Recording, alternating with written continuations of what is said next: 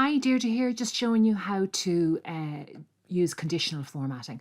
So here it's saying you select cells C1 to C10, that's these cells over here with the numbers in them, and use conditional formatting to highlight the large debts in red. So a large debt is any debt that's greater than 100.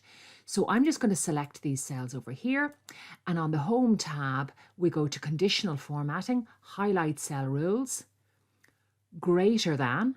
Okay, so it could be less than or between. There's text options in here as well.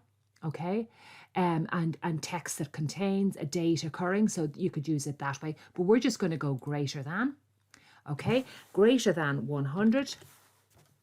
And here we say what we want to do with it. So here, light red with a dark background, that looks fine.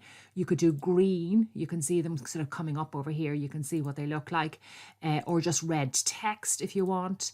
And yellow, different options in here. So I'm just going to go with red. If these options aren't what you like, you could go into custom format and choose exactly what you want.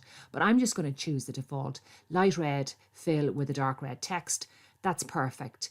So greater format cells greater than 100 and format it with light red text. Okay, so that's grand. So you'll see here, if actually I changed that number and brought it back down to 50, you'll see the minute I press enter, so I'm going to press enter now, it changed the formatting and it loses that conditional formatting.